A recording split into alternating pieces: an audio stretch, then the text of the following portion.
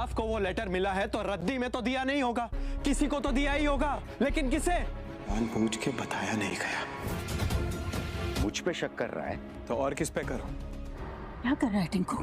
आज त्योहार का दिन है बेटा, तू परिवार से झगड़ा कर रहा है। इनके सपने अपने आप आसमान से नहीं गिरे हैं, उन सपनों के पंख नोचे गए हैं। बताइए मोटी बा, सच क्या है? आपको वो लेटर मिला था? मोटी बा, झूठ मत बोलिएगा वरना आप मेरा मरा मुंह देखेंगी। हाँ, मिला था हमें वो लेटर, चला दिया। क्यों आज भी सास अपनी बहू को काबू में रखने के लिए उसके सपनों के पंख काट देती है? और ये आंसू आपकी वजह से है मोटी बा।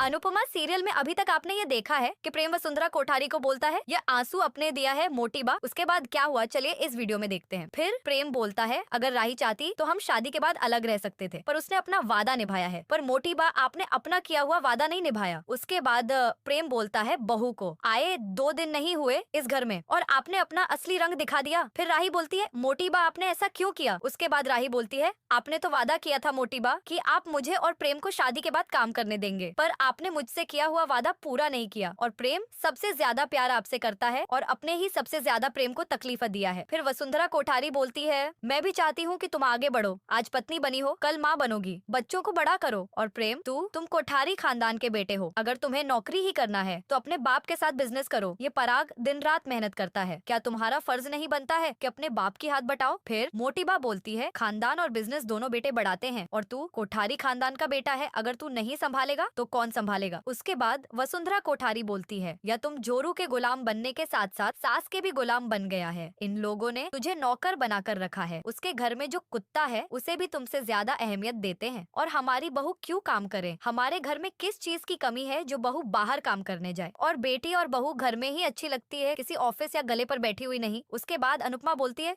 सच कहा जाता है औरत औरत की ही दुश्मन होती है। उसके बाद ताई जी बोलती है वसुंधरा बहन ने कुछ भी गलत नहीं कहा है। ये बात सुनकर सब लोग शॉक हो जाते हैं। फिर ताई जी बोलती है ये अपने बहू से कुछ भी करवाए तुम कौन होती हो इनसे सवाल जवाब करने वाली? उसके बाद अनुपमा बोलती है आपने जैसा मेरे साथ में किया था वही इन्होंने मेरी बेटी के साथ में किया है। अगर आपको इस बात से प्रॉब्लम थी तो आप शादी के पहले बोल सकती थी, ऐसे पीठ में छुरा कौन भोगता है? उसके बाद पराग कोठारी बोलता है इस घर में वही होता है जो मेरी माँ बोलती है। मेरी माँ की फैसला हम लोगों के सर आंखों पर होता है और इनका फैसला कभी भी गलत नहीं होता है। आगे के एपिसोड देखने के लिए हमारे चैनल को सब्सक्राइब करें और मेरे वीडियो को लाइक करें।